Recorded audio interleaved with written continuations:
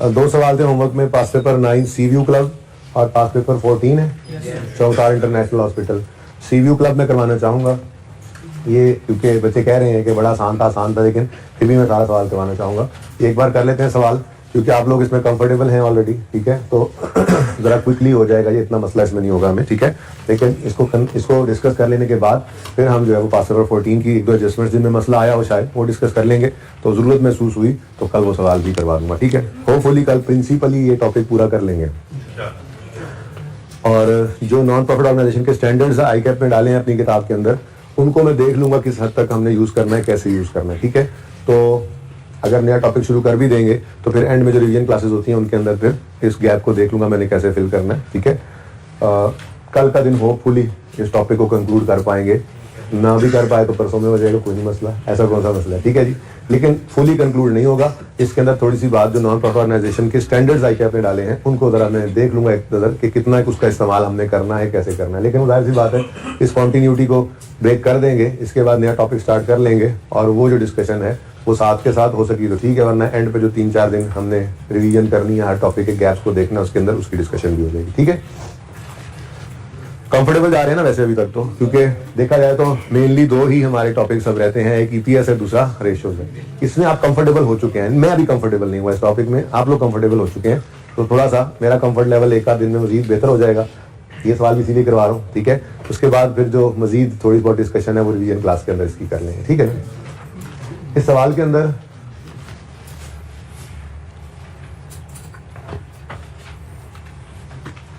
बेहतरी यहाँ में भी हो, ठीक है। अच्छा जी, अब इस सवाल के अंदर बेसिकली एक तो ये चीज़ थी कि स्टार्ट कर रहा है सीव्यू क्लब अपने ऑपरेशन इसी साल में, ठीक है जी, यानी कि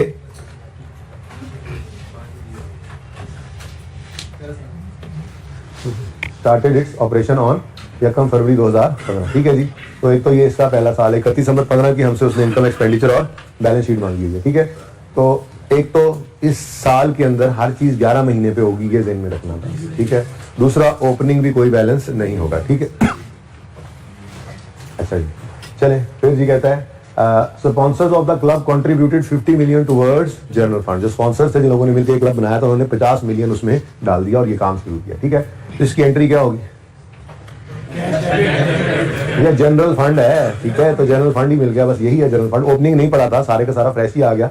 अगर तकलीफ हो तो ओपनिंग की बजाय ये फॉर्मेट मैंने क्लास स्टार्ट होने से पहले बस जस्ट बनाया, तो ऑनलाइन वाले बच्चे इसको यहाँ पे पॉज करके इतना फॉर्मेट बना सकते हैं, ठीक है। उसके बाद फिर पॉज करने के बाद जब आप लोग शुरू करेंगे तो फिर यहाँ से बात चल पड़ेगी। तो यहाँ पर मैंने उसी तरह से ओपनिंग जनरल फंड लिख दिया, भाई कोई मसला नहीं है, इधर ओपनिंग जनरल फंड के अंदर भी आप लिख दें तो काम चलेगा, ठीक है ना। लेकिन यहाँ पे ऐसा भी कर सकते थे आप, तो ओपनिंग जनरल फंड 0 करके इसी दफा फ्रेश जो जनरल फंड में पैसे आए हैं बैंक के साथ जो एंट्री हुई है, bank debit general fund credit, वो भी ऐसे भी लिख सकते हैं। दोनों तरह से सही है, काम चलेगा, ठीक है ना, जैसे मर्जी कर लें।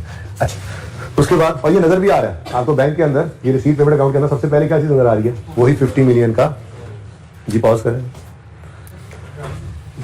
50 मिलियन की रिसीट एंड पेमेंट के अंदर सबसे पहली एंट्री इसी की आ रही है, रिसीट पेमेंट या बैंक कह लो डेबिट और जनरल फंड क्रेडिट। फिर जी ज्वाइनिंग फीस है, सब्सक्रिप्शन रिसीव हुई है, बेवरेजेस की शायद ट्रेडिंग एक्टिविटी कर रहे हैं उनकी सेल्स आ रही है, फिर फिक्सचर्स खरीदे हैं, वैन खरीदी है, सैलरीज पे की है, रेंट है, यूटिलिटीज, इंश्योरेंस है, रिपेयर मेंटेनेंस है, payment for purchase of beverages है, पेमेंट टू द क्रेडिटर्स कहेंगे इसे, और एडवांस फॉर प्लॉट है और बैलेंस नजर आ रहा है, ठीक है। अब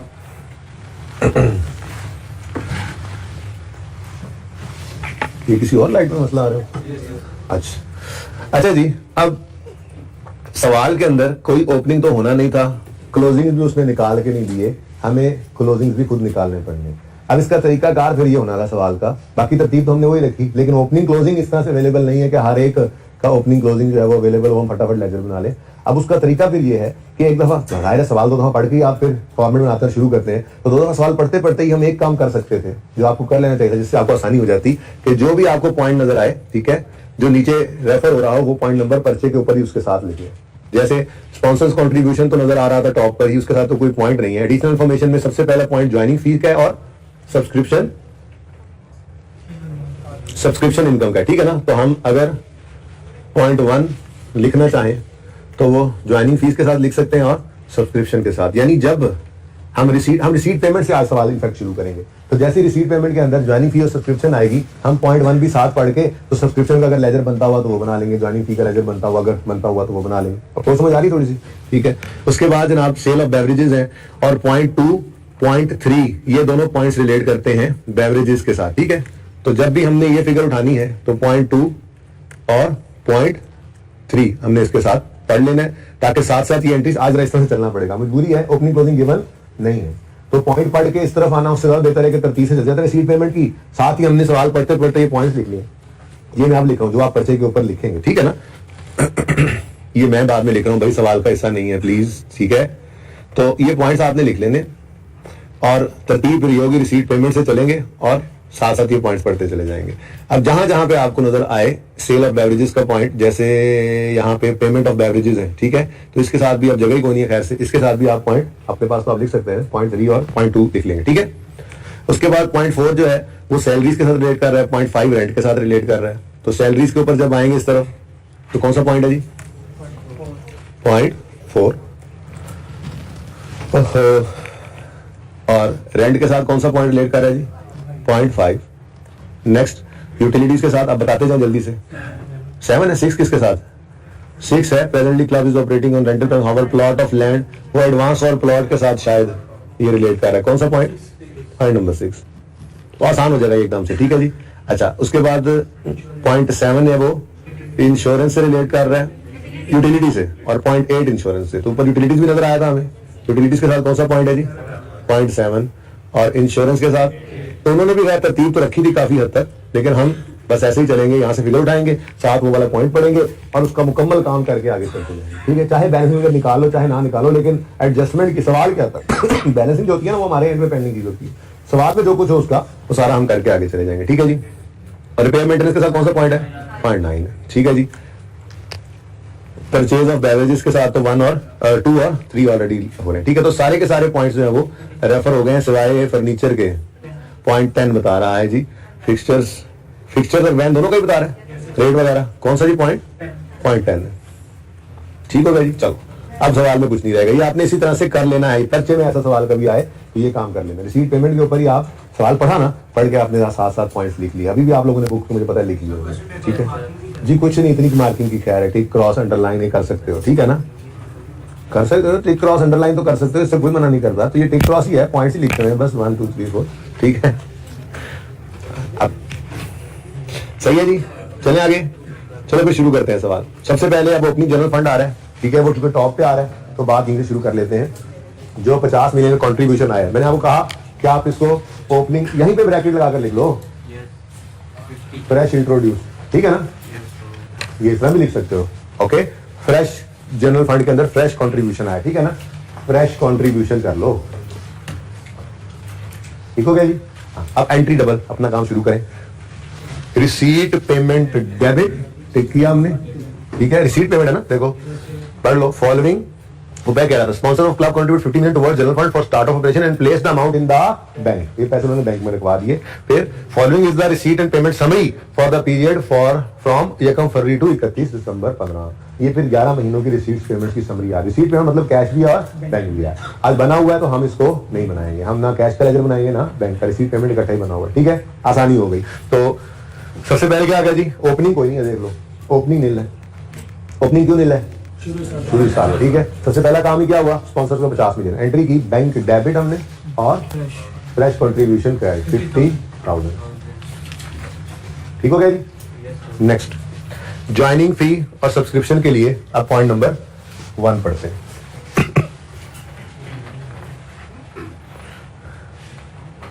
चल पॉइंट 1 को कहता है joining fee for award of membership is 50,000।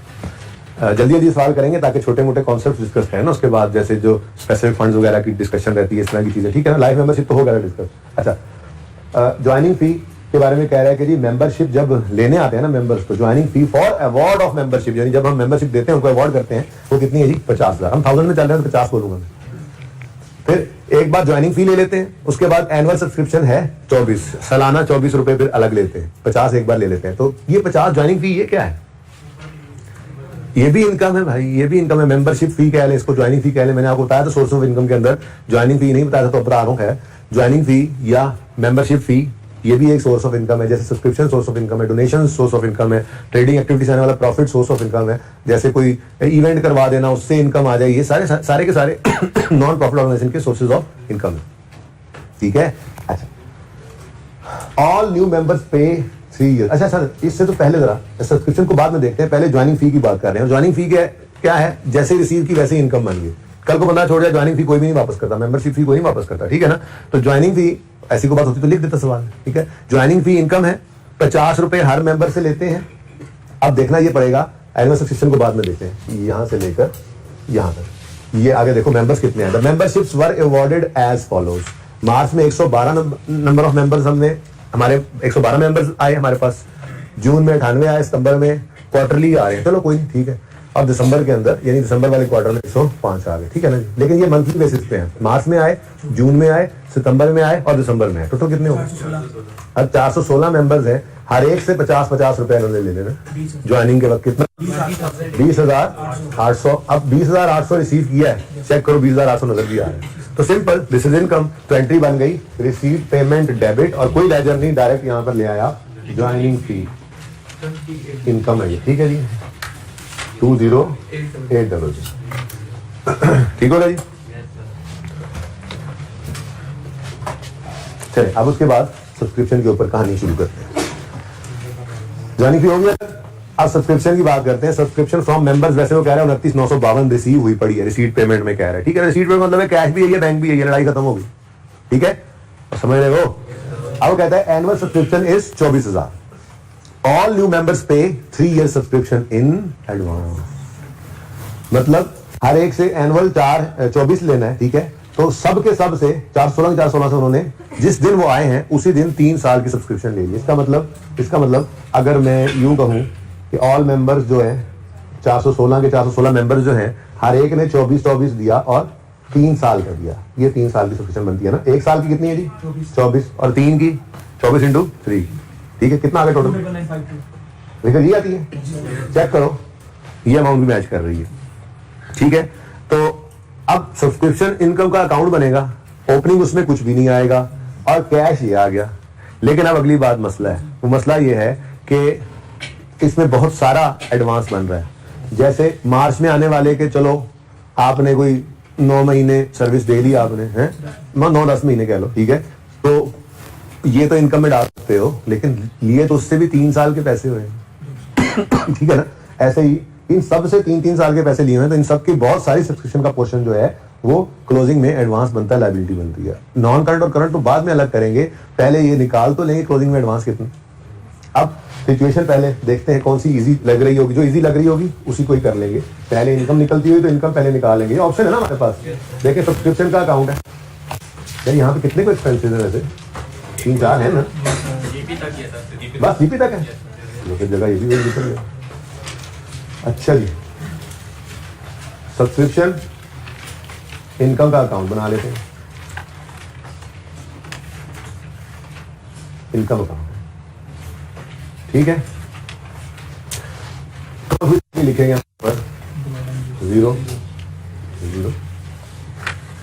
फिर चेक कर लिया हमने कि रिसीट पेमेंट के अंदर 29,952 रिसीव हो चुका है, तो एंट्री करेंगे receipt payment account debit, subscription account credit 29,952। Receipt payment लिख लो, कैश एंड बैंक लिख लो, आपकी मर्जी, ठीक है। अब रिसीवेबल तो कुछ भी नहीं होना, क्यों? हर एक बंदे से हमने एडवांस में ले लिया और एडवांस भी 3 साल का ले लिया, तो इसका मतलब ये तो पक्की बात हो गई। अब 2 चीजें मिसिंग है, एक क्लोजिंग एडवांस और दूसरा सब्सक्रिप्शन इनकम। हमने वायलन फैमिली क्लब वाले सवाल के अंदर क्लोजिंग पहले निकाल लिया था और इनकम बाद में निकाल ली थी, क्योंकि वहां पे हमें क्लोजिंग आसान लग रहा था, ठीक है। वैसे दोनों ही निकल सकते थे। यहां पे अब देख लो, सब्सक्रिप्शन इनकम भी निकल सकती है और क्लोजिंग एडवांस भी निकल सकता है, लेकिन मसला पता है क्या है? मसला कुछ इस तरह से है। Joining fee for award of membership, annual subscription is the memberships were awarded as follows. का मतलब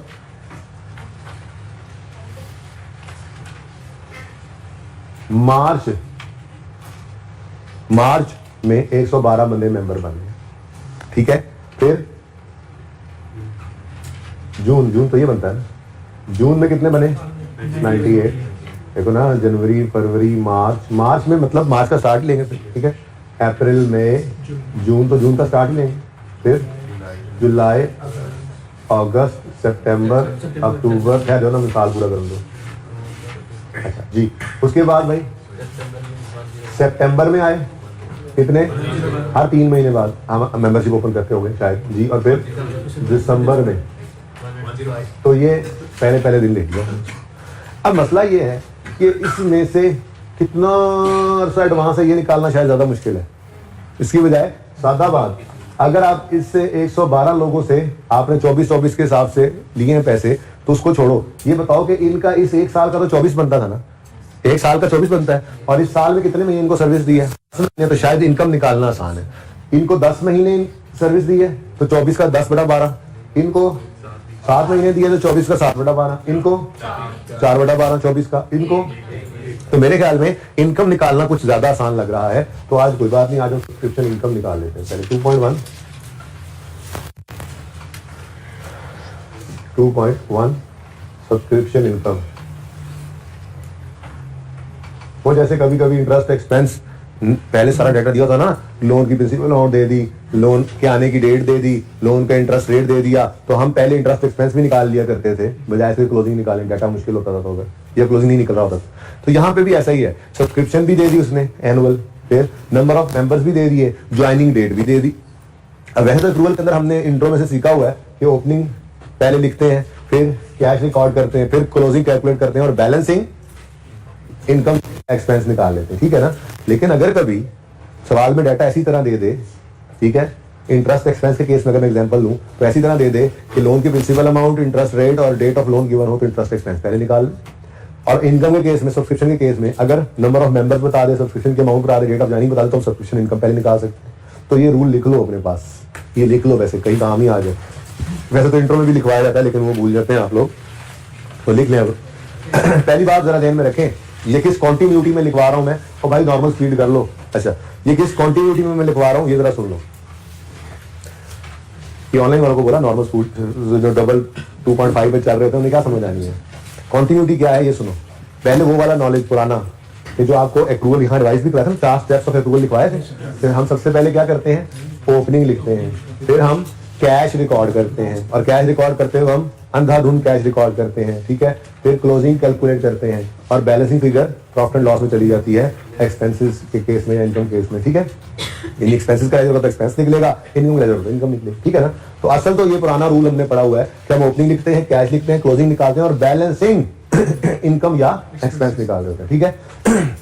लेकिन कभी कभी ऐसा डाटा दे देता है कि इनकम या एक्सपेंस पहले निकल सकता है, तो मैं उसके बारे में अब ये उसूल लिखवाने लगा हूं, ठीक है ना। तो लिखो अब, अगर कभी सवाल में पहले हेडिंग बनाओ इंटरेस्ट एक्सपेंस, मिसाल के तौर पर अलग अलग कर लेते हैं। इंटरेस्ट एक्सपेंस 2 एग्जांपल्स कर लेते हैं, एक इंटरेस्ट एक्सपेंस कर लेते हैं और दूसरा सब्सक्रिप्शन इनकम कर लेते हैं। तो फिर रेंट एक्सपेंस, रेंट इनकम, ये भी उसी के अंदर ही शामिल हो जाएंगे ना। एग्जांपल के तौर पे लिखवा रहा हूं, लिखो हेडिंग बनाओ इंटरेस्ट एक्सपेंस और लिखो, अगर कभी सवाल में डाटा ऐसी तरह दे कि लोन की प्रिंसिपल अमाउंट, अगर कभी सवाल में डाटा ऐसी तरह दे दे कि लोन की प्रिंसिपल अमाउंट, इंटरेस्ट रेट और डेट ऑफ लोन गिवन हो,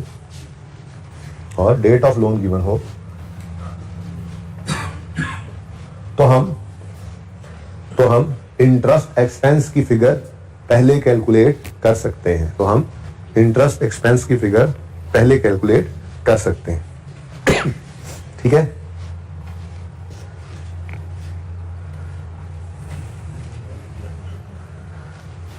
ये रूल किस लिए लिखवाया भाई, इंटरेस्ट एक्सपेंस का लेजर बना रहे हो और पुराना असूल याद क्या है एक्रूवल में कि ओपनिंग लिखते हैं, कैश लिखते हैं, क्लोजिंग कैलकुलेट करते हैं और बैलेंसिंग इंटरेस्ट एक्सपेंस आता है।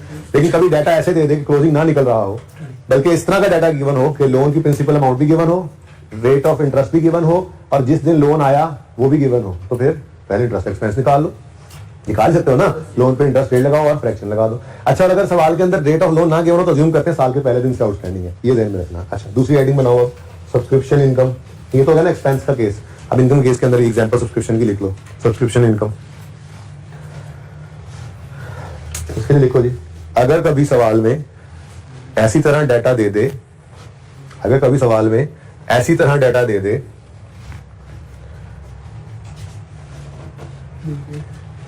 कि सब्सक्रिप्शन अमाउंट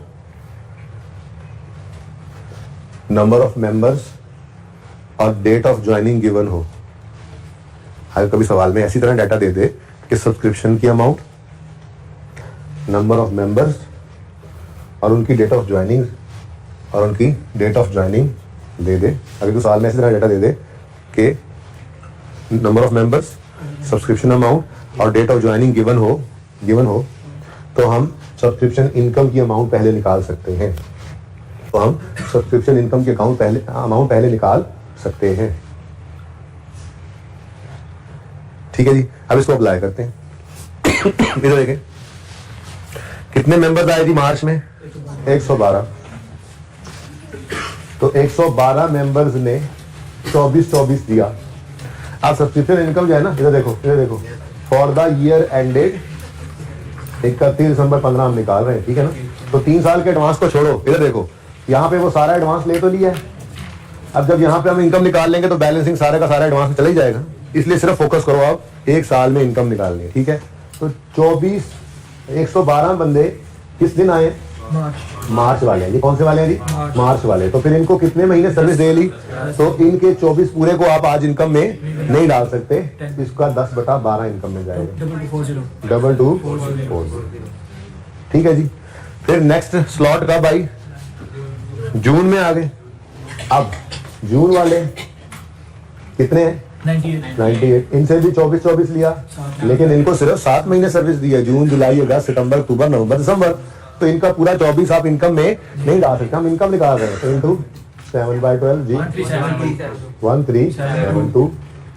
फिर कब आए जी मेंबर? सितंबर में कितने आए? 101। इनसे भी 24 पकड़ लिया, लेकिन सितंबर अक्टूबर नवंबर दिसंबर 4 महीने सर्विस दे के पूरा एनुअल 24 है। एनुअल है 24, सब्सक्रिप्शन 24 है, ये एनुअल गिवन है। तो पूरा 24 इस साल इनकम में नहीं डाल सकते, तो 4/12 का इनकम बना लो, 808। ठीक है। और जो लोग दिसंबर में आए वो कितने थे? 105 जो आए, इनसे भी 24 पकड़ लिया। वो तो 3 साल का पकड़ा हुआ है, लेकिन वो कैश लिखा हुआ हमने। अब इनको सिर्फ 1 महीने सर्विस दिया, तो इनकम में 210 रुपए। अब 4630 क्या है जी? सब्सक्रिप्शन। तो ये आज हमने वर्किंग 2.1 में निकाल ली, 4630। ये वहां पे भी चली जाएगी। बहरहाल अब बैलेंसिंग फिगर कितनी आ रही है जी? 25322। ठीक है। अब एक मसला हो गया। वो मसला ये है कि 3 साल का एडवांस पकड़ लिया हमने। अब मैं सारे का सारा 25,322 नॉन करंट में भी नहीं लिख सकता, सारे का सारा करंट में भी नहीं लिख सकता। ये बात समझ आ रही है? क्योंकि इधर देखो ना, इन सब की 3 साल की एडवांस सब्सक्रिप्शन पकड़ लिया आपने, वो कहीं यहां पूरे होंगे जाके। तो कुछ पैसे तो इनमें से इस साल में इनकम बन जाने जो पकड़े हमने, जो इस साल के भी बाद में इनमें से इनकम बनने और उस साल के भी बाद में इनकम बनने हैं, वो तो नॉन करंट बन गए ना। बात समझे हो? अब अगेन मैच पड़ गया, ठीक है, कि करंट कितना और नॉन करंट कितना। तो बहरहाल इस 25,322 को हमने 2 टुकड़े तो करना है, ठीक है जी। इसमें कुछ करंट होगा, कुछ नॉन करंट। अब वो गवर्नमेंट ग्रांट वाला टॉपिक ज़हन के अंदर लाओ और मुझे ये बताओ कि करंट और नॉन करंट की बाइफरकेशन करनी हो तो पहले कौन सा? बोरिंग कॉस्ट में भी ऐसे ही करते थे, हम पहले करंट निकाल लेते हैं, क्योंकि करंट को संभालना देखना आसान। अगले 12 महीने देखने, अगले 12 महीने देख के उससे करंट निकाल लो, बाकी जो है सारे का सारा नॉन करंट। ठीक है। तो करंट निकाल लेते हैं जी पहले। हाँ भाई, करंट पोर्शन निकालना तो बहुत मुश्किल होगा मेरे ख्याल से।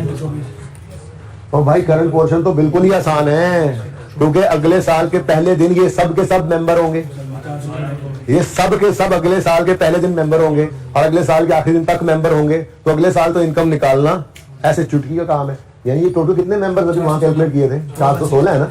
ये 416 के 416 जो है इनका 24 का 24 सारा ही क्या है, ये करंट पोर्शन है। कितना? 9984। अब अगर ये करंट है तो फिर टोटल में से बाकी 15338 नॉन करंट पोर्शन।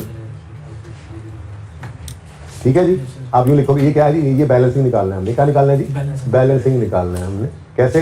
टोटल है 25322, इसमें से माइनस कर दो 9984 तो 1533। तो ऐसे कर लो, वर्किंग आपकी मर्जी है, ये तो ब्रैकेट में भी आप कर सकते थे काम। ठीक है ना? क्या आप जी बेटा? हाँ बस एक मतलब आप ये कह रहे हैं कि यहाँ पर लिखकर हेडिंग ना बनाए नॉन करंट की, नहीं करनी चाहिए क्योंकि आगे वन की रिक्वायरमेंट है। ठीक है, तो यहाँ पर भी हम लगाते हैं नॉन प्रोडक्ट के बैलेंस शीट के ऊपर कि वो करंट नॉन करंट जहाँ पे बाइफरकेट करना हो वो कर दें। इस सवाल में तो सारी लड़ाई इसी बात की थी। ठीक है, वरना आप यूँ लिखेंगे लायबिलिटीज में लायबिलिटी और लायबिलिटी फर्क क्या है तो बता दो ना यूजर को इसमें से कितना करंट और कितना नॉन करंट। अब यहाँ पर आसानी भी क्या हो जाएगी, यहाँ पे हम लिखेंगे सब्सक्रिप्शन इन एडवांस, और इधर देखो इधर भी क्या लिखेंगे, सब्सक्रिप्शन इन एडवांस।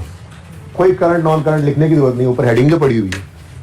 ठीक है, अब वर्किंग 2 ही लिख दो। फिर वैसे यहाँ पे आप बच्चे में डायरेक्ट करते तो क्या करते, यहाँ पे करंट के अंदर आप ये लिख देते हैं 416 × 24, और यहाँ पे आप लिखते हैं 25 322 माइनस 9984।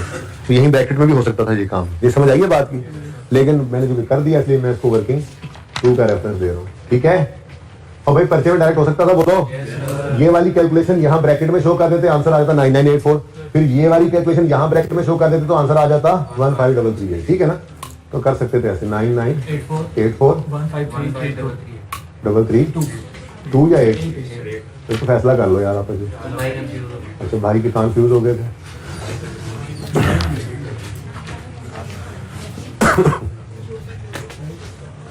ठीक है जी, ले सब्सक्रिप्शन इज ओवर। यही एडजस्टमेंट काम की थी, बाकी तो सब आसान आसान है। चलें आगे, चलो। All sale of beverages are billed in the first week of next month। मतलब हर महीने की कैफेटेरिया है ना, बेवरेजेस कैफेटेरिया टाइप है। ठीक है, तो जो मेहमान आते रहते हैं उधर, ठीक है, हमारे क्लब के अंदर वो खाता चलता रहता है, वो बोतलें बेचते रहते हैं, क्योंकि अच्छा नहीं लगता कि वो मेहमान आए हुए हैं हमारे इस कौन सा क्लब, सी व्यू क्लब पे, हम सी व्यू को देख रहे हैं, साथ हमारे मेहमान आए हैं, मीटिंग चल रही है, बोतल मंगवाई, कह रहे हैं भाई ने पैसे दे दो, तो वो हमारा खाता चलता रहता है। ठीक है जी, मेंबर्स का। और हर मंथ के एंड पे महीने का हिसाब करके उससे अगले दिन sale of beverages are billed in the first week of next month. यानी कि अगर आप जनवरी के अंदर की से जो होगी सेल, वो उसका बिल फरवरी में आएगा, है ना। जनवरी में सेल ही नहीं है, खुदा का खौफ करो, मैं गलत बोल रहा हूँ तो रोको मुझे। ठीक है, हाँ स्टार्ट ही फरवरी में हुआ। ठीक है, तो नहीं जी, तो फरवरी के अंदर जो सेल ऑफ बेवरेजेस हुई होगी वो मार्च के पहले हफ्ते में बिल बनेगी, फिर मार्च वाली अप्रैल में, अप्रैल वाली मई में, नवंबर वाली दिसंबर में, और दिसंबर वाली सेल्स का बिल जनवरी में आया होगा। अब बिल जाएगा तो पेमेंट होगी ना, मेंबर को जब बिल ही नहीं जाएगा तो उसकी पेमेंट तो नहीं हो सकती। अब इसका मतलब ये हुआ कि ये 1500 रुपया ये पूरे 11 महीने का, एक महीने का इसमें नहीं है, 10 महीनों का है। एक महीना तो सवाल में सिरे से था ही नहीं, जनवरी तो था ही नहीं। अब हमारा साल बच गया 11 महीनों का। 11 महीनों में से दिसंबर वाला जो सेल बेवरेज की सेल है उसका बिल जनवरी में जाएगा तो जनवरी में पैसे आएंगे। ये रिसीट पेमेंट 31 दिसंबर तक का है, तो 31 दिसंबर तक वाले रिसीट पेमेंट के अंदर तो फिर कौन कौन से महीने, फरवरी वाले पैसे पड़े होंगे जो मार्च में मिले होंगे, मार्च वाले पैसे पड़े होंगे जो अप्रैल में करते करते, नवंबर वाले पैसे मिले होंगे जो दिसंबर में पड़े, जो दिसंबर में मिल गए, ठीक है, पड़े होंगे इसमें, लेकिन दिसंबर वाले पैसे इसके अंदर शामिल नहीं। ठीक है, चले आगे। वो कहता है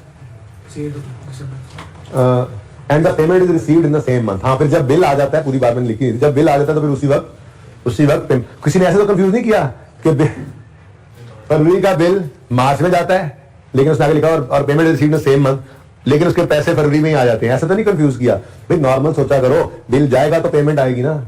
उसको क्या पता कि पहले पैसे देते हो, बाद में आप बिल भेज देते हो, ऐसा नहीं होता। वो कहानी कुछ ऐसे कर रहा था कि जिस महीने का बिल होता है वो उससे अगले महीने में जनरेट होता है और फिर और पहले वीक में जब जनरेट होकर जाता है तो उसी महीने के अंदर, जब जनरेट हुआ उसी महीने के अंदर अंदर पैसे आ जाते हैं, ठीक है ना। तो all sale of beverages are billed in the first week of next month and payment is received in the same month, यानी कि जिसमें बिल जनरेट हुआ उसकी बात कंटिन्यूटी में चल रही है। Sale of beverages during year amounted to 150। अच्छा जी, वो सेल ऑफ बेवरेजेस है, ये भी सेल ऑफ बेवरेजेस है।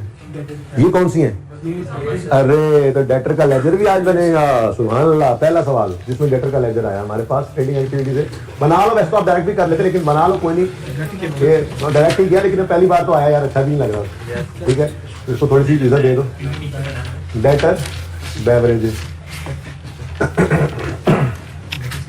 ओपनिंग बता दो बस मुझे। अच्छा, उसके बाद पता है आपको सेल्स आती हैं, कैश आता है इसके अंदर, और क्लोजिंग आता होता है, ठीक है। अनलेस के सवाल को नॉर्मेलिटी बता दे, ठीक है। अब रिसीट एंड पेमेंट में 1500 रिसीव हुआ है, ठीक है, तो एंट्री, और भाई इवनली थोड़े ये थोड़े सोचेंगे कि 1500 डिवाइड बाय 10 कर दें। सेल्स नॉर्मली सच, हाँ कोई और चीज होती है जैसे यूटिलिटी का बिल है, जैसे रेंट है, इस किस्म की चीजें तो हो सकती हैं सेम, ठीक है ना, कि आपने यूटिलिटी बिल का मतलब आपने कोई जेंटोली स्टाफ रखा, उसकी तनख्वाहें हैं, ये भी एक बिल है, ठीक है। आपने रेंट पे प्रेमिसेस ली हुई हैं, उसका बिल है, ये तो हर मंथ सेम हो सकता है। लेकिन नॉर्मली ये सेल ऑफ बेवरेजेस ऐसी चीज नहीं है कि ये हर महीने सेम हो, अनलेस के सवाल खुद कह देते हैं। सवाल कहता कि sales occur evenly throughout the year, तो फिर हम डिवाइड बाय 10 करके यहाँ से भी एक महीने की सेल निकाल सकते थे। शायद वैसे हुआ ऐसा ही है उसने, लेकिन बोला नहीं है उसने, तो हमने खुद से ऐसा कुछ नहीं सोचना। उसने हमें दिसंबर की सेल बता दी है कितनी है, और दिसंबर की सेल के पैसे हमें रिसीव नहीं हुए होंगे, तो क्लोजिंग में 150 क्या होगा? रिसीवेबल। सॉरी, मैं तो ये पढ़ाने ये लेके आ रहा था, ये रिसीट पेमेंट 1500 से डेबिट, और रिसीट पेमेंट लिख लो ना, वैसे कैश भी लिख लो अपने लिए, कितना? 15, ठीक है जी। और साथ ही उसने ये बताया कि sale of beverages during 15 amounted to 150, तो वो मैंने क्लोजिंग, क्योंकि दिसंबर वाली सेल जो है उसके पैसे दिसंबर में तो आने नहीं, तो क्लोजिंग में फिर वो रिसीवेबल था, ठीक है जी। तो अब सब कुछ हो गया, बैलेंसिंग फिगर सेल में 16, ठीक है। तो ये लेजर जरा कंफर्टेबल हो गया, वरना डायरेक्ट भी हो सकता था, ठीक है। अब ये सेल ले जाओ इनकम्स में, ट्रेडिंग एक्टिविटी, ठीक है जी, कितना? 1650। अब वर्किंग ट्री का रेफरेंस दे देते, ठीक है जी, सही हो गया। लेकिन अब चूंकि ये लेजर आपने बैलेंस कर दिया है, तो इस क्लोजिंग को भी ले जाओ, ये ना हो भूल जाओ बाद में। डेटर बेवरेजेस जी कंप्लीट हो गया, ये भी सॉरी, ये भी बैलेंस कर दिया था। सब्सक्रिप्शन इनकम भी ले जाओगे, भाई कह रहे सब्सक्रिप्शन इनकम भी लिखे। वर्किंग नंबर 2.1 में निकालिए मैंने, कितनी है जी? खर्चा ना करो एग्जामिनर को, पहले को वर्किंग 2 में जाओ, वर्किंग 2 में जाके देखे यहाँ पे, अब वर्किंग 2.1 में जाओ, डायरेक्टली वर्किंग 2.1 में भेज दो, ठीक है। अच्छा जी, डेटर्स भी हो गए, सेल भी हो गई। Next, purchases made during the year of beverages amounted to 1760। हम ना वैसे परचेज का अकाउंट भी बना सकते हैं, लेकिन मैंने ना आपकी बचत की है यहाँ पे opening plus purchase less closing लिखे और कॉस्ट ऑफ सेल निकाले, उसके बजाय स्टॉक का अकाउंट ही बना लेते हैं, ठीक है ना। तो वहीं से ही कॉस्ट ऑफ सेल आ जाती है हमारी, ओपनिंग क्लोजिंग सब कुछ परचेज वहीं पे आ जाता है। तो स्टॉक ऑफ बेवरेजेस का लेजर बना लेते हैं, ठीक है। ओपनिंग बस मुझे बता दो। अच्छा, अब परचेज हो तो परचेजेस डेबिट नहीं करते, बल्कि आजकल स्टॉक अकाउंट बन रहा होता है, हम स्टॉक में डेबिट कर देते हैं, ठीक है। अब वो कह रहा है परचेजेस जो है वो 1760 की थी, और टोटल परचेजेस का कुछ जो है वो अनसोल्ड है, ये भी स्टॉक ही बताया था, ठीक है। तो परचेजेस की एंट्री कर दो, purchases debit, creditor credit, purchases debit stock में कितना? 1760। और क्रेडिटर मैंने क्यों बोला, उसकी वजह ये थी कि सवाल पढ़ते हुए मेरी नजर पड़ी थी, पेमेंट ऑफ परचेज 1367 हो रही है, परचेज 1760 कर रहे हो, पेमेंट कम हो रही है, तो क्रेडिटर होगा ना कुछ ना कुछ। तो बहरहाल अगर किसी ने कैश लिख भी दिया तो बाद में कैश देखेगा तो इतना बन नहीं रहा होगा, तो मैं ये कह रहा हूँ वैसे भी सवाल खामोश हो तो हम क्रेडिट अज्यूम कर देते थे ना, वैसे ही चलते जाओ। तो स्टॉक डेबिट और साथ ही क्रेडिटर का अकाउंट ओपन कर लो, क्रेडिट कर लो जी। तो स्टॉक डेबिट ओपनिंग बता दो यार पहले, अच्छा सॉरी जी, स्टॉक डेबिट क्रेडिटर क्रेडिट। यहाँ पे जो परचेज लिख के काटा करते थे याद है, स्टॉक और क्रेडिटर। अब वो कह रहा है कि 25% इस परचेज का अनसोल्ड है, यानी क्लोजिंग में स्टॉक 440। मैं तो कर रहा हूँ इसको भी खत्म कर, बाकी चीजें फिर नॉर्मल आ गई। तो ये 1320 कॉस्ट ऑफ सेल है, ये 1320 इधर ले जाओ, वर्किंग नंबर और स्टॉक ऑफ एवरेजेस कितना जी? ठीक है, जीपी 330। अच्छा भाई जीपी 330, लेकिन अभी लेके नहीं जा रहा उधर, हो सकता है कोई और एक्सपेंस ना आ जाए, अभी पड़ा नहीं मैंने। ठीक है जी, चलो। तो ये स्टॉक ऑफ एवरेजेस में कॉस्ट ऑफ सेल भी चलेगी और क्लोजिंग भी चला गया। अब क्रेडिटर की बात करते हैं, क्योंकि मैंने आपको कहा था कि जब स्टॉक ऑफ बेवरेजेस की ट्रेडिंग एक्टिविटी की बात आए तो आपने ये 1500 भी पढ़ लेना है, ठीक है। और इसके साथ मैं नंबर लिख नहीं सका था 2 और 3, इसको भी साथ ही पढ़ लेना है। तो भाई इसकी एंट्री भी कर दो ना। ये पेमेंट फॉर परचेज लिखता रहे, हमने तो हमेशा इसको पेमेंट टू द क्रेडिटर्स ही कहना है, इसमें कोई एक्सेप्शन नहीं है, ये मैंने कह दिया था आपको, ठीक है। तो creditor debit, receipt payment, credit कितने से? 1367। रिसीट पेमेंट वही कैश ही है यार जी, 1367, लेकिन रिसीट पेमेंट ही लिखो, पता नहीं कैश है बैंक है। आपको समझाने के लिए मैंने ये कैश लिख दिया यहाँ पे भी, यहाँ पे भी, ताकि आपको वो वही याद रहे क्रेडिटर की लेजर में जब कैश आता है। ठीक है जी, अब आगे तो कहानी डिफरेंट शुरू हो जानी है, तो फिर ये तो खत्म हो गया ना, क्लोजिंग निकल सकता है बैलेंस शीट कितना? 393। ठीक है जी, अब इस पूरे लेजर में से सिर्फ यही चीज हमें चाहिए, क्योंकि ये तो पहले ही हम लिख चुके थे, सवाल में गिवन था। तो करंट लायबिलिटीज में क्रेडिटर्स ऑफ बेवरेजेस आ जाएंगे 390, वर्किंग 5 में 390, ये भी डायरेक्ट हो सकता था। तो जो लगे ना इजीली के डायरेक्ट कर सकते हो, कर लिया करो, टाइम बचा लिया करो। मैं तो जरा एलेबोरेट कर करके चीजें बता रहा हूँ आपको, ठीक है जी। हाँ भाई डन, हमारा डेबिट साइड सारी हमारी ओवर हो गई है और क्रेडिट में भी हमने 1367 को देख लिया, ठीक है जी। अब आगे बढ़ते हैं, इधर 70 से शुरू हो जाते हैं जी। फर्नीचर एंड फिक्सचर है और वैन है, ये दोनों खरीदे, क्या ख्याल है? खरीदे है ना। तो फर्नीचर है, फिक्सचर का अकाउंट है और वैन का अकाउंट। मैं तो कहता हूँ बुक वैल्यू पे बना लेते हैं, वक्त और एफर्ट बच जाएगी।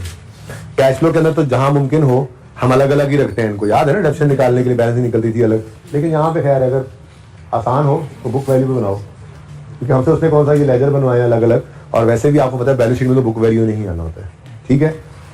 ओपनिंग बस मुझे टेंशन है, नहीं पता, अच्छा ओपनिंग की कोई टेंशन नहीं है आज, ठीक है। एडिशंस हुए हैं 2 other, furniture debit receipt payment credit और van debit receipt payment credit. तो 1200 और 1500, 1200 रिसीट पेमेंट एडिशन और 1500 ये भी रिसीट पेमेंट, ये भी क्या है? एडिशन। ठीक हो गया जी। अब इनके साथ पॉइंट नंबर 10 को पढ़ना है, चलो। पॉइंट 10 में कहता है furniture and fixtures and van were purchase on यकम फरवरी 15। अगर ना भी कहता तो हम यही अज्यूम करते, साल का पहला दिन तो अज्यूम नहीं ना कर सकते थे, साल के पहले दिन तो हम थे ही नहीं, बार वो कह रहा है यकम फरवरी को ही हमने परचेज किया इनको, और डेप्रिसिएशन इन दोनों पर चार्ज करनी है 10% और 20%। तो फर्नीचर की डेप्रीसिएशन एक्सपेंस है जी फर्नीचर का जी, 1200 का फर्नीचर खरीदा, 10% 11/12 110 से डेप्रीसिएशन एक्सपेंस डेबिट और फर्नीचर 110 से क्रेडिट, ठीक है।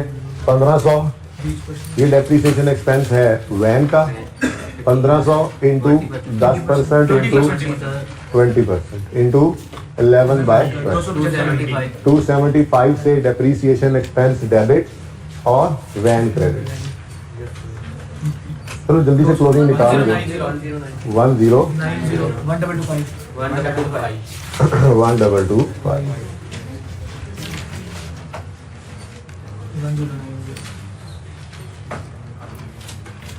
10 और 6 और 7।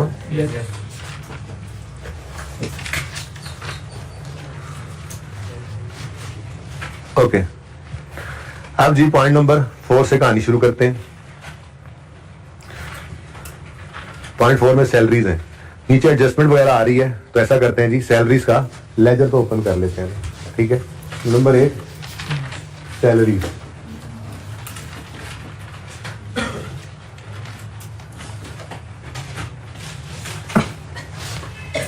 और चलो पढ़ लेते हैं जरा साथ ही। Salaries are paid on the first day of next month, वही कहानी, ठीक है। यानी 10 महीनों की सैलरी इस साल में पे हुई होगी क्योंकि 1 महीना था नहीं। और अच्छा, अगर यकम जनवरी से इन्होंने स्टार्ट किया होता अपने ऑपरेशंस को तो 11 की होती, और अगर पहले से चला आ रहा होता बिजनेस तो फिर 12 की 12 होती, ठीक है। अच्छा आगे कहता है the amount of salaries include an advance amounting to 10 paid to an employee on यकम दिसंबर 15। मैं इसकी एंट्री डायरेक्ट करने नहीं गया, मैं यहाँ पे रुक गया, ठीक है। जब भी कभी किसी खर्चे में इंक्लूड कर दे कोई और चीज, ठीक है, तो याद रखना ट्री बना लेना। क्या करना जी? दरख्त बना लेना, 2 शाखें लगा लेना, एक उल्लू बिठा लेना, एंट्री अलग कर लेना। ये काम बहुत एक्सटेंसिवली किया करते थे कैश फ्लो के अंदर, उसमें सिंगल एंट्री के टॉपिक में, लेकिन अब वो तो रहा नहीं, वो तो मादी का किस्सा हो गया, ठीक है। पहली बार ये एडजस्टमेंट आई तो इसको मैं ऐसे ही आपको करवाना चाह रहा हूँ, ठीक है। जैसे उसने कह दिया सैलरीज इंक्लूड, तो सैलरीज को लिख लो, टोटल कितनी है ऊपर? 1000। इंक्लूड कह दिया ना उसने, आगे से 1000 को पकड़ लो और ट्री बनाओ, 2 शाखें लगाओ, ठीक है। अब उसमें वो कह रहा है कुछ तो है वो एडवांस है।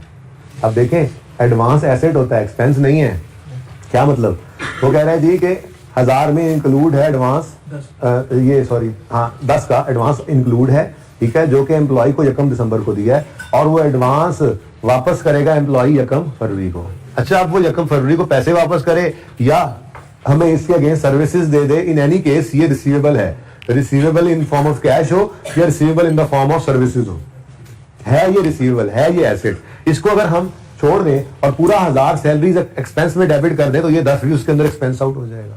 इसलिए इस एडवांस की अलग एंट्री करो। एडवांस जो है वो 10 रुपए का है ना जी, ठीक है। तो 10 के एडवांस की एंट्री करोगे आप, advance to staff, advance to employee, staff ही कह दो, ये एसेट होता है, करंट एसेट होता है, ठीक है ना, क्योंकि इसके अगेंस्ट फ्यूचर में ये right to receive services in future है, या right to receive cash in future भी हो सकता है। अगर एम्प्लॉय ने कहा मुझे पैसे देते मैं वापस पैसे कर दूंगा, पैसे आ जाएंगे फ्यूचर में। या एम्प्लॉय कहते मुझे अगले 2 महीनों की तनख्वाह एडवांस में दे दो, तो 2 महीने वो सर्विसेज देता रहेगा। इन एनी केस ये एसेट है। तो advance to staff debit, receipt payment credit 10 रुपए से, ठीक है। और रिमेनिंग क्या है फिर? सैलरीज है, ठीक है जी। वो सैलरीज कितनी है? ये 990 कैसे निकला भाई? बैलेंसिंग निकाल लिया आपने, 1000 में से 10 गया। अब ये सैलरीज की एंट्री क्या है जी? ये सैलरीज एक्सपेंस डेबिट और रिसीट पेमेंट क्रेडिट, ठीक है। अब ये जो 990 है ना, ये इकट्ठा हुआ पड़ा ऑलरेडी और 10, यानी कि 1000 की एंट्री यहाँ पर हुई पड़ी है। ये बेसिकली ऐसे एंट्री हुई पड़ी है, 990 हमने अलग कर लिया और 10 अलग कर लिए, ठीक है। पहले 10 लिखा है, 10 और फिर 990। अब ये दोनों एंट्रीज हमने अलग अलग करनी है और यहाँ से इसको टिक कर लेना है। तो आपने बुक के ऊपर ऐसे 1000 को 2 शाखें लगा के ना 10 और 200 990 में कर लेना, ऐसे थोड़ी करने बैठ जाना है खर्चे में। आसान काम कर लें, 2 इससे कर लें। अब दोनों की अलग अलग एंट्री करनी है। सबसे पहले एडवांस टू स्टाफ या एम्प्लॉय जो भी लिखना हो, एडवांस टू स्टाफ, इधर देखो 10 डेबिट, सब देखो इधर 10 debit, advance to staff debit current assets में, और रिसीट पेमेंट क्रेडिट, ठीक हो गया। बाकी बात क्या?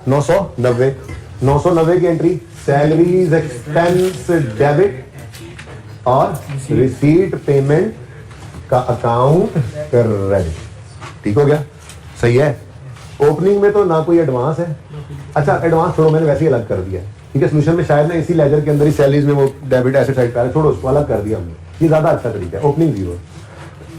अब सैलरी वो कह रहा है हर महीने खत्म सैलरी के एडजस्टमेंट इधर से। अब यहाँ पे से उसने ये कहा था कि salaries are paid on the first day of next month. जनवरी की तो होनी नहीं थी, फरवरी वाली मार्च में, मार्च वाली अप्रैल में, अप्रैल वाली मई में, नवंबर वाली दिसंबर में, दिसंबर वाली, तो इसका मतलब अभी वो रिसीव सॉरी पे नहीं हुई, तो क्लोजिंग में एक सैलरी में पेएबल है, ठीक है जी। अब जो 990 है ये कितने महीनों की है? 10 की कैसे पता लगा? कैसे कैसे कैसे? पहला साल है तो जनवरी तो था नहीं, फरवरी से काम शुरू हुआ और हर महीने के अगले महीने में रिसीव पे करते हैं सैलरी। तो दिसंबर वाली पे हुई नहीं, तो फिर 1 महीना वैसे निकल गया था, 1 महीना अभी पे नहीं हुआ, तो फिर ये 990 जो रिसीव पेमेंट नजर आ रहा है ये 10 माह की सैलरी है, 1 माह की 99 बनती है जो पेएबल है, ठीक है जी। सैलरी एक्सपेंस कितना बन गया जो बैलेंसिंग आएगा? 1089। अब सवाल ने ऐसी कोई बात नहीं की कि इसमें से कुछ हिस्सा ट्रेडिंग में और कुछ उधर है, तो सारे का सारा ले जाओ इनकम एक्सपेंडिचर के अंदर। तो 1089 सैलरीज एक्सपेंस, वर्किंग नंबर बता दो, वर्किंग 1089, ठीक है जी। और क्लोजिंग में सैलरीज पेएबल 99 नजर आए, ठीक हो गया जी, डन। नेक्स्ट, उसके बाद है जी रेंट। रेंट कितना नजर आ रहा है जी रिसीट पेमेंट में? 3600 का। वो कहता है rent for 3 years were paid in. चलो जी रेंट का लेजर तो बनाए थे। रेंट एक्सपेंस ओपनिंग में कुछ भी नहीं था, प्रीपेड ना पेएबल। अब जो 3600 नजर आ रहा है पहले उसकी एंट्री करवाओ। एक्सपेंस है, expense debit cash credit, cash या बैंक क्रेडिट रिसीट पेमेंट है 3600। अब वो कह रहा है जनाब कि हमने अगले 3 साल का ये पे किस दिन किया है? यकम फरवरी को, और अगले 3 साल का किराया एडवांस पे पे कर दिया। अब ये यहाँ यकम फरवरी पे पे कर रहे हैं। 3600 का मतलब नहीं, हम 36 महीनों का कर लो, 12 या 36 कर लो, पर मंथ कितना है? यानी उन्होंने 3600 आज दिया है और ये 36 मंथ्स का है, 36 मंथ्स का, तो 100 आता है। 100 रुपीज 100 पर मंथ किराया है इसका मतलब, लेकिन देख ले 3 साल का एडवांस ही दिया। ठीक है, अब हमारे इस साल के अंदर 11 महीने इनकम में जाने हैं, बाकी सारे का सारा प्रीपेड है, जो पहले आसानी कर दे। ठीक है, अब देखो ना क्लोजिंग में प्रीपेड निकालना थोड़ा ज्यादा मुश्किल लग रहा है आसान क्या लग रहा है? रेंट एक्सपेंस निकाल लो। जैसे इंटरेस्ट एक्सपेंस के बारे में बोला ना, रेंट एक्सपेंस के बारे में भी ऐसा ही है। अगर रेंट की अमाउंट दे दे और date of acquisition of property दे दे तो हम रेंट एक्सपेंस पहले निकाल सकते हैं। यहाँ पे क्लोजिंग निकालना मुश्किल था, एक्सपेंस निकालना आसान था, तो पहले मैं एक्सपेंस निकाल लेता हूँ। रेंट एक्सपेंस अभी तो देखो हर महीने का किराया 100 है, और कितने महीने हमने ये बिल्डिंग इस्तेमाल कर ली? 12 ना कह देना, हमने तो ये बिजनेस यहाँ पे ये क्लब ही 11 महीने रखा है इस साल के अंदर, यानी यकम फरवरी को ओपन हुआ था, 12 महीने तो थे ही नहीं इसमें तो कितना आ गया? अब बाकी ये 2500 क्लोजिंग में प्रीपेड है, लेकिन इसमें फिर वही लाल वाला मसला है, इसमें से कुछ करंट है कुछ नॉन करंट। अगेन करंट निकालना है तो आसान है, पहले वो निकाल दिया करो, फिर बकाया बैलेंसिंग नॉन करंट। तो बेटा एडवांस नहीं करंट और नॉन करंट में बाइफरकेट करना, वो भी करना है। ठीक है, तो यहां पर हम लिख लेते हैं करंट पोर्शन, एसेट का करंट एसेट में जाएगा। ठीक है, ये निकालना अगेन आसान है, क्यों? 100 रुपए पर मंथ है, तो अगले 12 महीनों के अंदर, हाँ जी, तो 12 महीनों का 100 रुपया 1200 बन गया, ये 1200 करंट पोर्शन में आ गया, और बाकी नॉन करंट कितना बनेगा जी? वो आप कहोगे जी 2500 में से माइनस कर दें 1200, तो आ गया, लो कहानी खत्म। ये सारा कुछ ब्रैकेट में कर सकते थे, लेकिन मैंने जरा उसी तरह से बता दिया आपको। अब सबसे पहले ले आओ रेंट एक्सपेंस। वर्किंग कौन सी है? रेंट एक्सपेंस वही वही निकाला हुआ है 1100, वो जो ब्रैकेट में काम किया है यहाँ पे कर सकते हैं। चलो अब क्लोजिंग में रेंट आ गया प्रीपेड एडवांस, तो प्रीपेड रेंट कुछ करंट पोर्शन इधर लिख दूं माजरत के साथ, प्रीपेड रेंट है, उसी वर्किंग का रेफरेंस अब दे दो, और इधर देखो प्रीपेड रेंट है, यानी है तो हमारा एसेट ही, लेकिन हमने तोड़ कर लिख लिया। करंट में कितना? 1200, और नॉन करंट में 1300। ठीक है, और सही है। अच्छा देखो यही काम ब्रैकेट में कर सकते थे, मैं ये बता रहा था पहले सब्सक्रिप्शन केस में। ठीक है, यहाँ पे लिखते हैं 100 × 12, और यहाँ पे टोटल में से 1200 माइनस कर देते, तब भी आ जाता। ठीक है, नेक्स्ट क्या है जी? यूटिलिटीज को कर लो। चलो payment of utilities include security, include फिर आ गया इंक्लूड आ गया, तो आपको पता है आपने दरख्त बनाना है, 2 शाखें लगानी है, एक उल्लू बिठाना है, फिर आपने कहना है हर शाख पे उल्लू बैठा है, अंजाम गुलिस्तान क्या होगा, और यूटिलिटीज मुझे बता देंगे। यूटिलिटीज टोटल कितनी है ऊपर? 570। इनके बारे में कह रहा है कि इसमें भी कुछ शामिल है, और क्या है जरा पढ़ लेते हैं। कहता है पहले payment of utilities include security deposit paid to utility company amounting to 20। अब सिक्योरिटी डिपॉजिट जो होता है वो एक एसेट है जो रिफंड होना है, एक्सपेंस नहीं है। अगर आपने इसको यहीं पढ़ा दिया तो एक्सपेंस बन जाएगा, तो इसका मतलब सिक्योरिटी डिपॉजिट को हम अलग कर लेंगे। सिक्योरिटी डिपॉजिट कितना है भाई? 20। इस 20 की एंट्री होगी, बोलो सिक्योर डिपॉजिट डेबिट और रिसीट पेमेंट क्रेडिट 20 से, और रिमेनिंग फिर यूटिलिटीज एक्सपेंस है। यूटिलिटीज, ठीक है जी, यूटिलिटीज एक्सपेंस 550 में जाएगा। इसकी एंट्री आप करोगे utilities expense debit receipt payment credit, अब ये जो है ना ये क्रेडिट हुआ पड़ा ऑलरेडी, लेकिन आप रिसीट पेमेंट पे अगेन 2 शाखें लगा लेंगे वहीं पर ही फिगर को और टिक कर लेंगे, ठीक है ना। तो सिक्योरिटी डिपॉजिट नॉन करंट ही होता है, नॉर्मली सवाल खामोश हो तो ये नॉन करंट ही होता है, ठीक है। 1225 ये खुले खुले तुम लिखे हो, ठीक है, चक्कर की लड़ाई तो कभी वैन वर्किंग 7। अच्छा जी, सिक्योरिटी डिपॉजिट सवाल खामोश हो नॉर्मली लॉन्ग टर्म ही होता है। आपने वावडा से मीटर लगवा दिया, जब मीटर वापस करोगे तो पैसे मिलेंगे, नॉर्मली लॉन्ग टर्म ही होता है ये सिक्योरिटी डिपॉजिट। कोई जरूरत नहीं है कोई वर्किंग करने की, डायरेक्ट यहाँ पे एंट्री की होगी आपने 20 से security deposit debit, receipt payment में 2 शाखें लगाई है ना, 20 और बाकी वो क्रेडिट, टिक कर दिया आपने। अब ऐसे यार यूटिलिटीज में उन्होंने कहा जी इस 570 में 20 भी है और 550 भी है, तो 20 की एंट्री अब आप कर रहे हैं ना, security deposit debit receipt payment credit. ये बाकी 550 की एंट्री मेंटेनेंस के अकाउंट में कर दो, नंबर 10 मेंटेनेंस सॉरी यूटिलिटीज के अकाउंट। वो भूल गए ना, वो भूल गए, उन्होंने बिजली के बिल वाले अकाउंट में ही मीटर के लिए डिपॉजिट जमा करवाया था वो भी डाल दिया हुआ है, ऐसे ही भूल गए होंगे, आपने सही कर दिया, कोई मसला नहीं जी। ओपनिंग तो कुछ नहीं, ठीक है, न पेएबल न प्रीपेड। अच्छा, अब जो 500 कितना 50 है उसकी एंट्री बनी यूटिलिटीज एक्सपेंस डेबिट और रिसीट पेमेंट क्रेडिट, ठीक हो गया। चलो ये तो कहानी अब यहाँ तक तो खत्म हो गई। अब आगे कहता है, क्या कहता है, कहता है ये पॉइंट 6 छोड़ गए हम, अच्छा कहता है utility bills are paid on the 7th day of next month. इसका मतलब है दिसंबर वाले बिल अभी पे नहीं हुए, वो पेबल होंगे। अब वो निकालें कैसे, ये 550 जो है ये 10 महीनों का यूटिलिटी, ठीक है। सवाल खामोश है तो हमें मजबूरन इसी को ही कंज्यूम करना पड़ेगा क्योंकि बराबर बिल है, तो 550 बटा 10 × 8 55 आ गया। तो एक्सपेंस की फिगर 605, तो अब रिपीटिशन शुरू होगी, ऐसे ही है ना। यूटिलिटीज एक्सपेंस वर्किंग 10 से आया कितना 605 और यूटिलिटीज पेएबल कितना 555। ये वर्किंग 10 में सवाल नहीं किया करना चाहोगे तब वर्किंग 5 में निकाला बल्कि आपने, ठीक है। वर्किंग 5 रेफर कर दो, ये आपने कैलकुलेशन की, आपने किया 10 है वट एवर। सैलरी के लिए भी आपने किया था काम वर्किंग 8 में, ठीक है भाई, ठीक है, माजरत ख्वाह है हम। नेक्स्ट है जी, इंश्योरेंस वाज पेड ऑन यकम फरवरी covering a period of 12 month. ये तो बहुत सिंपल है, ठीक है जी। यकम फरवरी को पे किया तो सिर्फ 1 महीना प्री पेड होना है, ठीक है। नंबर 11 इंश्योरेंस, ये तो बड़ा कॉम्प्रिहेंसिव सा सवाल है।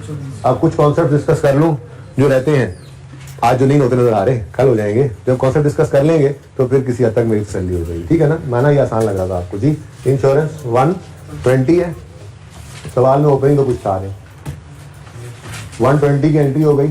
Insurance debit receipt payment credit. अब यकम फरवरी 12 तक इसने जाना है, ठीक है, सॉरी 16 तक। यकम फरवरी covering period of up to देखो मुझे लगा यकम फरवरी कैसे, मैं पढ़ लेता हूँ। अच्छा पेड ऑन यकम फरवरी 15, लिखा हुआ था कहीं, हाँ यकम फरवरी 15 को पे किया उन्होंने और ये कवर कर रहा है 12 महीने का पीरियड ये प्रीमियम। तो इसका मतलब अगले साल भी 1 महीना इसमें कवर्ड है, तो क्लोजिंग डेट वो क्या आ गया प्रीपेड। अब ये सालाना है कवरिंग का पीरियड ऑफ 12 मंथ, तो इसको डिवाइड बाय 12 भी करना, ठीक है। ये 10 का नहीं है, 10 साल का नहीं, 10 महीनों का ये एक्सपेंस नहीं, उन्होंने कहा ये एक्सपेंस 12 महीनों को कवर कर रहा है, जिसमें से 11 महीने हमारे साल में कवर हो जाएंगे, 1 महीना प्रीपेड है, 12 आ गया। तो बहुत तंग हो गया, थोड़ा सा नीचे कर, अच्छा 10 कर लेता हूँ, मैंने इसलिए मिटाया जी 10। तो एक्सपेंस कितना आ गया 110, सादा सी बात है। अगर 10 रुपए का एक्सपेंस है तो 11 महीनों का 110। इंश्योरेंस एक्सपेंस वर्किंग नंबर 110 और प्रीपेड इंश्योरेंस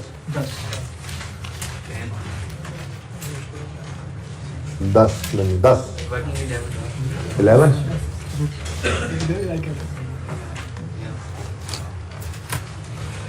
लेंथी है क्वेश्चन बस। अच्छा जी, अब रिपेयर रह गया, इंक्लूड वाला ही होना है मुझे लग रहा है इसमें भी। चलो रिपेयर को पढ़ा दो, पॉइंट 10 तो हुआ पड़ा है, बस फिर सिर्फ पॉइंट 6 रह जाएगा। हाँ जी, रिपेयर एंड मेंटेनेंस इंक्लूड, अरे इंक्लूड ने बड़ा तंग किया हुआ है, ये इंक्लूड आ जाए ना तो आपका क्या काम, बोलो बोलो बोलो ना, शाख नहीं बनानी, दरख्त बनाना है, उससे तो शाखें लगानी है। रिपेयर एंड मेंटेनेंस कितना है भाई? रिपेयर मेंटेनेंस है कितना? 270, उल्लू ही मान लियो। इस 275 में कोई गड़बड़ है तो ये दरख्त लगाएं, 2 शाखें लगाएं कि उल्लू बिठाएं, क्या कहता है?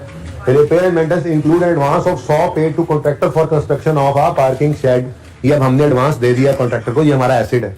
रिपेयर मेंटेनेंस एक्सपेंस है ना, जाने दो इसको, ये एसेट है, ठीक है। तो एडवांस टू कॉन्ट्रैक्टर कितना है जी? 100 का।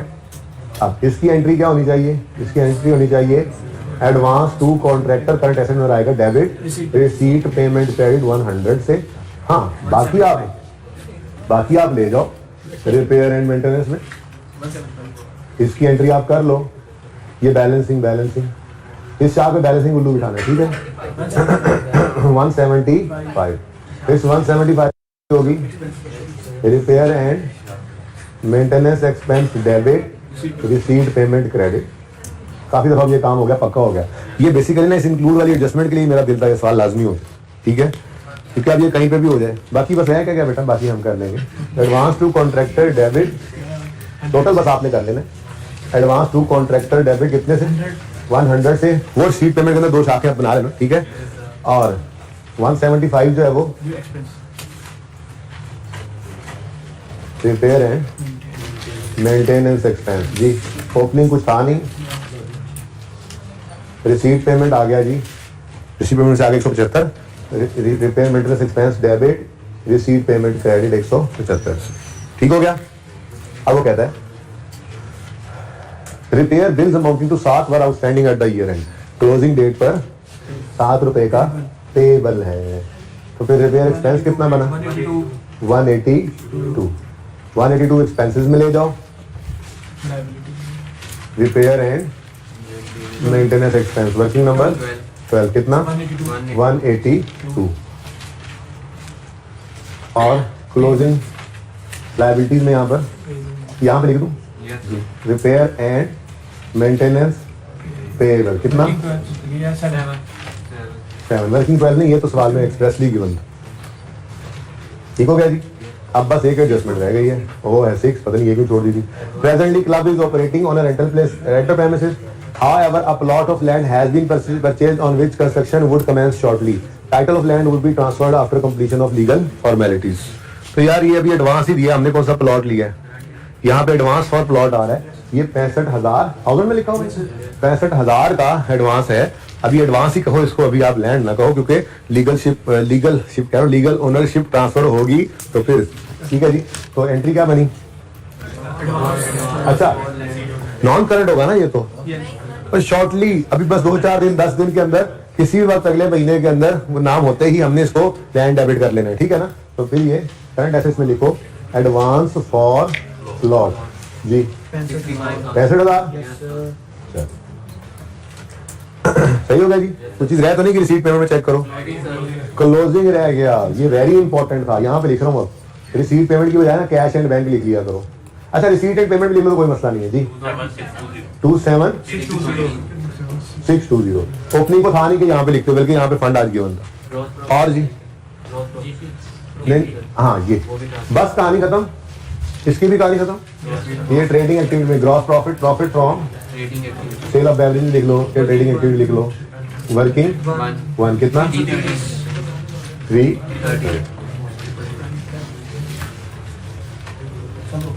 कुछ रह तो नहीं गया? सारा रिसीट पेमेंट टिक हो गया, सारे एडजस्टमेंट टिक हो गए। हमने तो इस दफा साथ लेजर्स को भी बैलेंस ही कर दिया, साथ ही करते चले गए। ये भी एक अप्रोच हो सकती है अगर सवाल इतना आसान ही हो, ठीक है। कुछ चीज रह तो नहीं गई? अच्छा, आप देखो प्लीज, ये कर लेना। सरप्लस या डेफिसिट निकलेगा, सुन लो, इधर लिख लेना, क्लोजिंग आ जाएगा, इनका टोटल इधर आ जाएगा, इनका टोटल इधर आ जाएगा, सवाल कंप्लीट कर लेना, ठीक है। अब जरा क्विकली पास पेपर 14 पे आप मुझे बताओ उसमें किस चीज में ज्यादा मसला है, मैं थोड़ा सा गाइड कर दूं ताकि वो आप आज कर सको। सारा नहीं है बेटा, आप लोगों ने बस वैसे ही कह देते हो भाई। आप लोगों ने इंट्रो पढ़ी हुई है, ट्रायल में पेड की फिगर आती है, ट्रायल में पेड की फिगर आती है, ठीक है। अगली बात, ट्रायल के अंदर इन्वेंट्री नजर आ रही है, ओपनिंग है क्योंकि क्लोजिंग उसने अलग से बताई है, ठीक है, और परचेज भी नजर आ रही हैं। तो वैसे तो परपेचुअल सिस्टम वाला काम बनता है, लेकिन आप पीरियोडिक वाला, लेकिन आप परपेचुअल की तरफ से इन्वेंट्री का लेजर बना लो, कोई मसला नहीं है। आप ट्रायल से ओपनिंग उठाकर लिखो, परचेजेस को भी उसमें ऐड करो, क्लोजिंग को लिखकर बैलेंसिंग फिगर निकाल लो। अब जरा ध्यान से सुनो, यह है हॉस्पिटल और इस हॉस्पिटल ने मेडिसिन खरीदी भी है दौरान साल के शुरू में भी पड़ी थी, साल के एंड पे भी पड़ी है। अब बैलेंसिंग फिगर इन्वेंट्री के लेजर से कॉस्ट ऑफ सेल निकलती है, लेकिन यहां पर कॉस्ट ऑफ सेल नहीं निकालनी थी आपने, बल्कि मेडिसिन कंज्यूम्ड निकालनी थी, क्योंकि उन्होंने ये कहा था कि मेडिसिन को हम बाहर बेचते नहीं है, हॉस्पिटल के अंदर ही इस्तेमाल होती हैं। तो इस हॉस्पिटल का जो इनकम एंड एक्सपेंडिचर अकाउंट बनना था, उसमें एक्सपेंसेस के अंदर मेडिसिन कंज्यूम्ड आनी थी। ठीक है, बात समझ गए हो? ये बात समझ आई है मेरी? कि वैसे तो इन्वेंट्री के लेजर के अंदर क्या होता है, इन्वेंट्री का लेजर जो बनता है अभी आपके सामने बना भी हुआ है, उसके अंदर ओपनिंग आता है, फिर परचेजेस आती हैं क्रेडिटर या कैश से, फिर क्लोजिंग आता है और हम कहते हैं जी कॉस्ट ऑफ सेल। सवाल ने एक्सप्रेसली बता दिया था, इधर देखो, medicine are only use point 1 to treat the admitted patients and are not sold separately.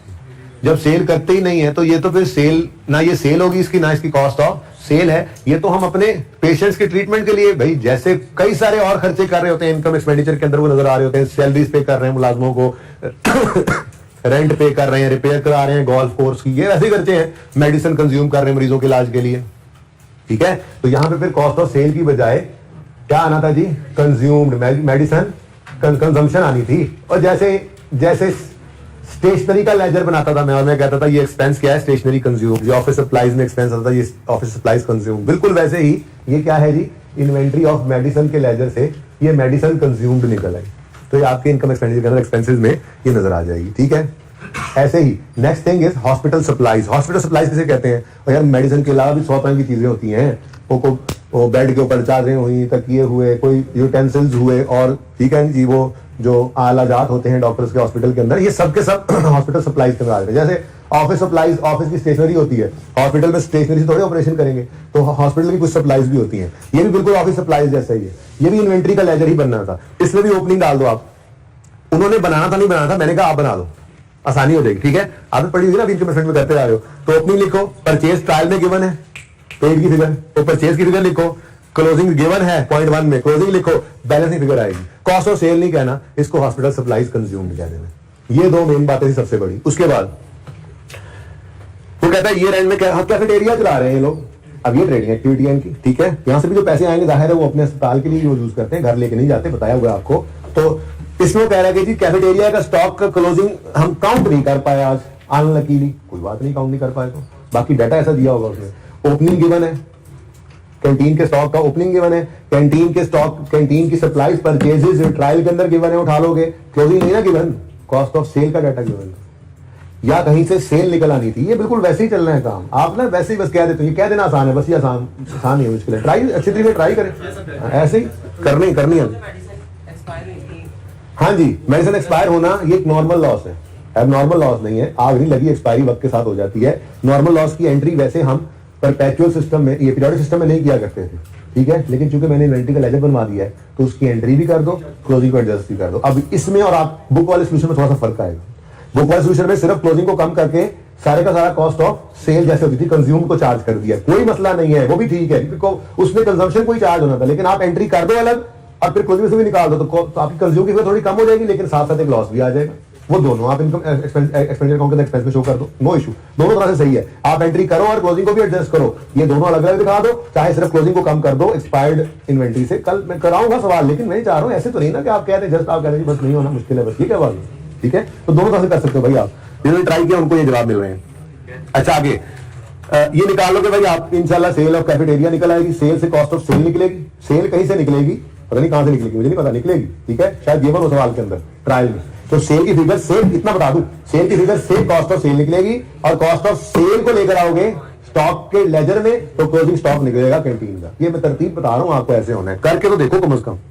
उसके बाद ये पॉइंट जो है ना, ये मैं बताऊंगा कल के क्यों मैं कह रहा हूं ये बात, इसको आपने इग्नोर करना था सवाल के अंदर। इग्नोर कैसे करना है, ये क्या हुआ, किधर गया, इसको छोड़े, ये जस्ट इग्नोर करना है, इसको समझाऊंगा कल, अभी टाइम नहीं है, ठीक है ना, इसको जस्ट इग्नोर करना है, वजह बताऊंगा ऐसे नहीं, लेकिन फिलहाल जस्ट इग्नोर करना है। आगे जी वॉक ऑन डायबिटीज डे, ये वही है जो इवेंट है, सब्सक्रिप्शन नहीं, वो जो इवेंट करवाते थे, जो हमने मैच करवाया था पहले दिन, इन्होंने वॉक ऑन डायबिटीज डे करवा दी। एक तरफ इनकम, दूसरी तरफ एक्सपेंसेस, एक तरफ इस इनकम, दूसरी तरफ एक्सपेंसेस, नेट करके इनकम या एक्सपेंस, ठीक है, इसको भी देख लेना। मेडिकल इक्विपमेंट है और डेप्रिसिएशन है। अब ट्राई करना इसको, देखो एक अगला सवाल पड़ा हुआ है, ये सवाल मैंने बिल्कुल एंड पे होमवर्क में देना है, क्योंकि सारा का नॉलेज होने के बाद ये वाला सवाल हो सकता है, इसलिए इसको भी देखना भी नहीं आपने, मना है, ठीक है ना। तो कल आप ये ट्राई करके आओगे अच्छी तरह से, और कोई सवाल बचा नहीं है किसी काम का, ठीक है, ये सवाल ट्राई करके आओगे और मैं आपको थोड़ा सा इस पर डिस्कशन करके जरूरत महसूस जितनी करूंगा, उसके बाद मैं आपके बाकी सारे कॉन्सेप्ट्स कंप्लीट करके मॉडर्ना वाला सवाल आपको दे दूंगा होमवर्क में। वो फिर 2 दिन लगे रहो, 3 दिन लगे रहो, करना जब होगा तो कर लेंगे, मैं वीडियो कोई शेयर कर दूंगी, मेरा मसला है, ठीक है ना, लेकिन ये सवाल बाद में करेंगे। तो कल आपने ये ट्रायल वाला सवाल लाजमी करके आना है चौंगताल इंटरनेशनल, ठीक है। सिलेबस भाई करेक्शन ऑफ एरर आपका नहीं है, आपका IAS 23 होगा, उसके बाद IAS 1 होगा, IAS 8 होगा, IAS 7 होगा, इनकम एंड एक्सपेंडिचर होगा, ठीक है जी। ये आपका सिलेबस होगा, जिंदगी रही तो कल मुलाकात होगी। अल्लाह हाफिज़।